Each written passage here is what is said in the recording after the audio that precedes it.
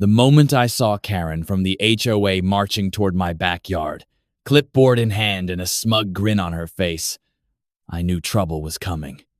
But I never expected this. 1 second, she was standing by my pool, rattling off another one of her ridiculous complaints. Your inflatable flamingo is 2 inches too close to the property line, and that is a violation. And the next second, she was shrieking as the entire pool erupted into a mountain of bubbles. Not just a few bubbles, not a light froth, a tidal wave of suds.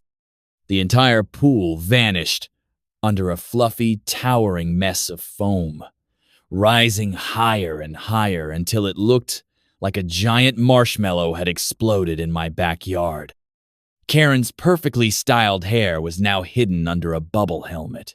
Her designer sunglasses were lost in the foam, and her shrill voice muffled under layers of soapy fluff. I stood there, gripping the secret weapon in my hand, an industrial-sized jug of bubble bath mix, and grinned. This was payback. But let me back up. Because this didn't start with bubbles. It started with a letter. 3 days ago, I came home to find an official-looking envelope taped to my front door. The words, Homeowners Association, Final Warning, were stamped in big, angry red letters. Inside was a list of violations, longer than my grocery list. Grass is 0.25 inches too tall. Pink flamingo pool float is aesthetic disturbance. Bird feeder is attracting unauthorized wildlife. And at the bottom, in handwriting so sharp it could have cut paper, failure to correct these issues will result in fines. Expect an inspection. Karen Whitmore, HOA Vice President. I groaned. Karen was everyone's nightmare. She once called the cops on a kid's lemonade stand for operating without a permit. She measured people's hedges with a ruler. And worst of all, she loved flexing her HOA power just to make people miserable. I had tried to play nice. I mowed my lawn. I moved the flamingo. But nothing was ever good enough for Karen. Then, yesterday, she crossed the line. I was floating in my pool, minding my own business, when I heard the gate creak open. This is a safety hazard, Karen's voice screeched.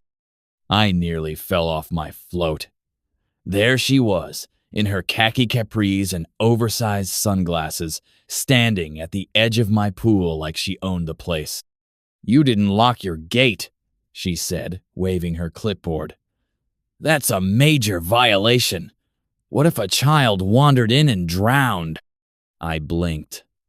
Karen, I don't have kids.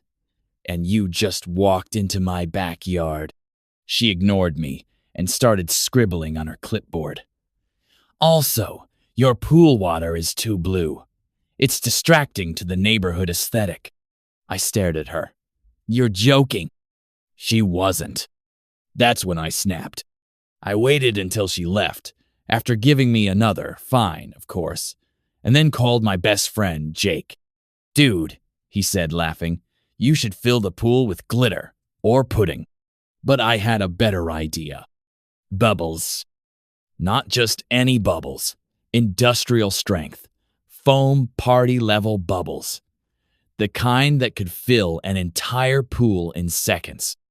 I ordered the biggest jug of bubble bath mix I could find. And when it arrived, I may have accidentally poured the whole thing into the pool's filtration system. Just in time for Karen's next inspection. Now, Karen was flailing in a sea of foam, her clipboard long gone. What is this? She screamed, her voice muffled. I folded my arms. Just fixing a violation, Karen. You said my pool was too blue. Now it's white. She spluttered, trying to wipe bubbles off her face. Euthys is sabotage. I grinned. Nope, just a home improvement. Then, just as she opened her mouth to yell again, splorch. A giant glob of bubbles plopped right onto her head. And that's when the real chaos began. Karen's scream was so high-pitched, I swear it could have shattered glass. You monster! She shrieked, clawing bubbles out of her face. I should have felt bad. But watching Karen, the woman who once fined me for having too many garden gnomes covered head to toe in foam, was way too satisfying.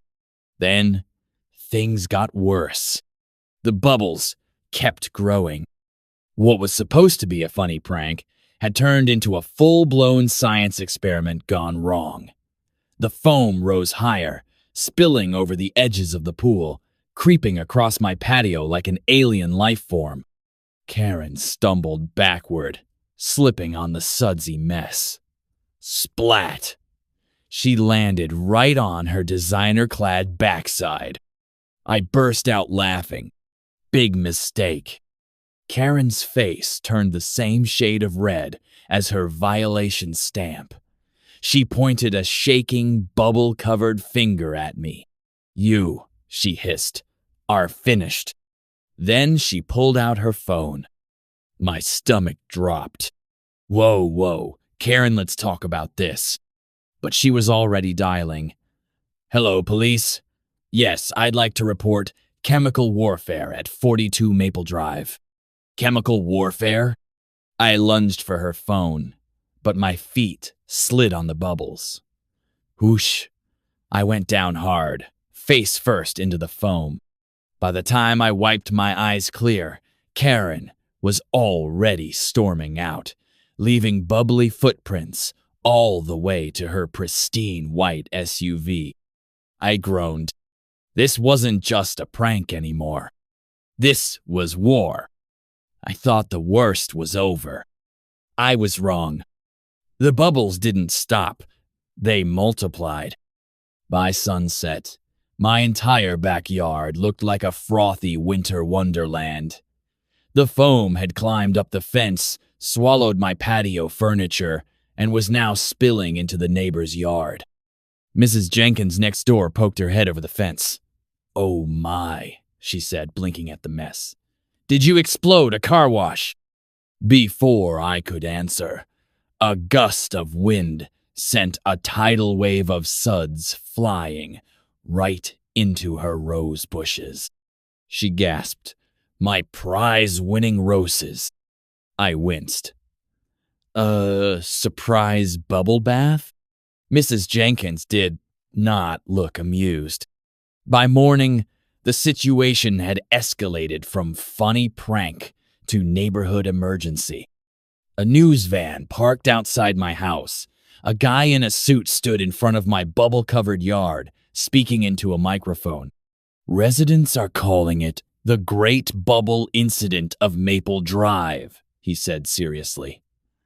Authorities are investigating whether this was an act of rebellion or just really bad pool maintenance. I buried my face in my hands. Then, the real trouble arrived. A black sedan pulled up. 2 men in suits stepped out. Sir, one said, flashing a badge. We're from the Environmental Protection Agency. We've had reports of unnatural foam contamination. My jaw dropped. The EPA? This was way bigger than Karen now. Just as the agents started questioning me, Jake came running up, out of breath. Dude, he panted. I figured it out. Figured what? Out? I whispered. He grinned. The bubbles, they're not stopping because... He lowered his voice. You used industrial foam mix, the kind they use for firefighting. I stared at him. What? Jake shrugged. It reacts with water and just keeps expanding. Oh no. Oh no. That meant the bubbles weren't going away. They were going to take over the whole town. Just then, a loud pop echoed from the backyard. Then another, and another. We all turned just in time to see the bubble snow taller than my house start, popping, sending fluffy chunks flying into the sky. One landed right on the EPA agent's head. Another splattered onto the news camera.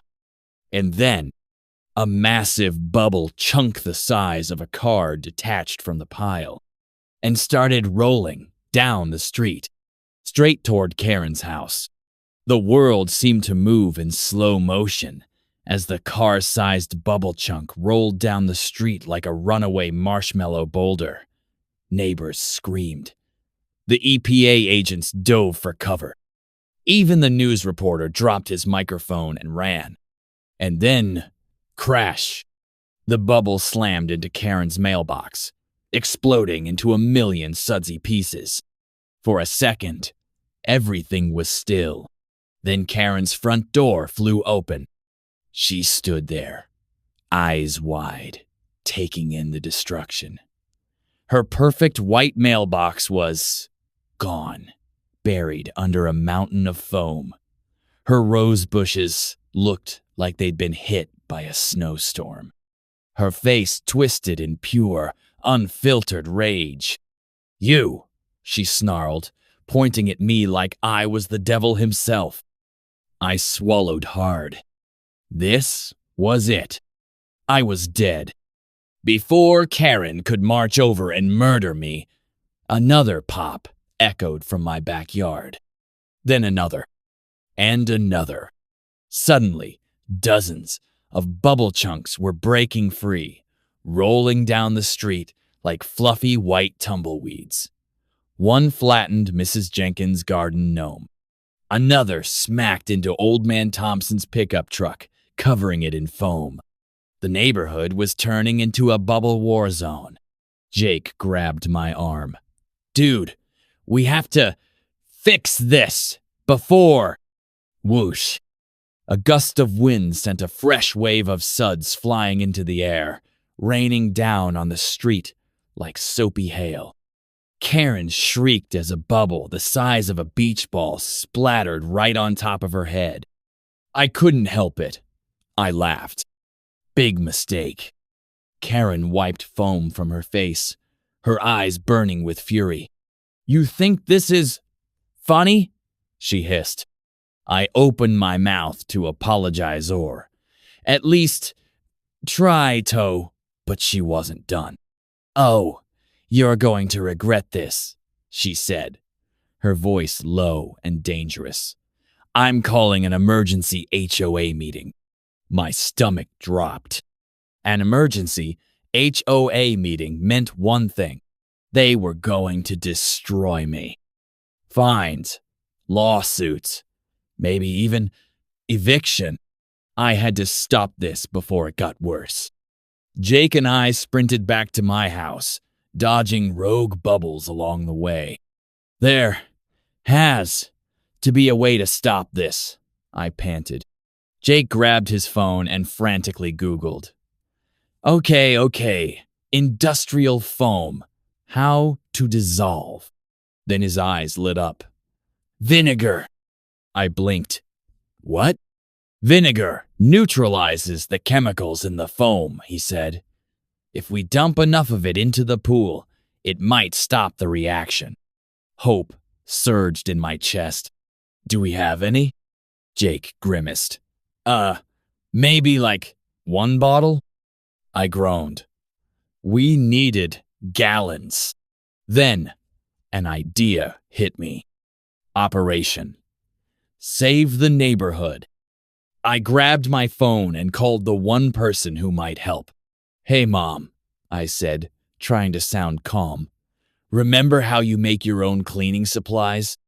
10 minutes later, my mom's minivan screeched into the driveway, packed with every bottle of vinegar in her house. "This better work," she muttered, handing me a jug. Jake and I raced to the pool, dodging bubbles that were still multiplying. The foam was now waist high, spilling into the street. We uncapped the vinegar and started pouring. At first, nothing happened. Then, a hissing sound. The bubbles shrank. "It's working," Jake yelled. We poured faster. Just as the last of the bubbles started dissolving, I heard the worst sound imaginable. Car doors slamming. I turned slowly. Karen stood at the edge of my driveway, arms crossed. Behind her, the entire HOA board, all glaring at me like I'd committed a war crime. And behind them, the news cameras, the EPA agents, and half the neighborhood all covered in foam. Karen smirked. "Meetings now," she said. The HOA board sat behind a folding table in my driveway like a jury ready to deliver a death sentence. Karen stood at the front, her bubble-damaged hair still slightly frothy, clutching her clipboard like a weapon. "Ladies and gentlemen of the HOA," she announced, voice dripping with drama. "Today, we bear witness to the greatest act of domestic terrorism this neighborhood has ever seen." I choked. Terrorism? It was a prank. Karen ignored me and slapped a photo on the tablet close-up of her foam-covered face, eyes wide with horror. "Exhibit A, assault with a bubbly weapon." The board gasped. Mrs. Jenkins stood up, still picking suds out of her hair. "And what about my prize-winning roses? They look like they've been through a car wash." Old man Thompson shook his cane at me. "My truck's got enough foam to fill a bathhouse." The EPA agent stepped forward, adjusting his tie. "Sir, we've run tests on your bubble situation. Do you have any idea what kind of chemicals you've unleashed?" My mouth went dry. This was way worse than I thought. Just as I was about to defend myself, a loud "Hoomp! Hoomp!" filled the air.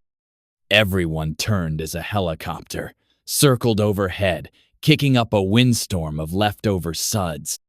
A rope ladder dropped down, and a figure in a full hazmat suit descended like some kind of bubble-fighting superhero.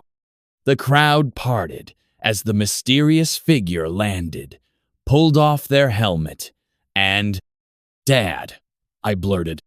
My father, a chemical engineer who never left his lab, adjusted his goggles and gave me a disappointed look. "Son, when your mother called about the bubble apocalypse, I thought she was joking." He sighed. Then I saw the news. Karen's eyes gleamed. "Ah, an expert. Tell us, Mr. Scientist, though many laws did your son break?" Dad rubbed his temples. "Well, technically, industrial foam concentrate isn't illegal." Karen threw her hands up. "Unbelievable! Even his own father is covering for him." Just as the chaos peaked, Jake came sprinting up, waving his phone. "Guys, you gotta see this!" He shoved his screen in my face. A viral video was playing. My pool bubbling over. Karen screaming. Foam swallowing the neighborhood. The caption read, "Hope Karen gets bubble karma 10 views." The crowd murmured. Karen's face turned purple. Jake scrolled down. "Dude, it's everywhere. News outlets are picking it up. TikTok's making songs about it." He grinned. "You're famous."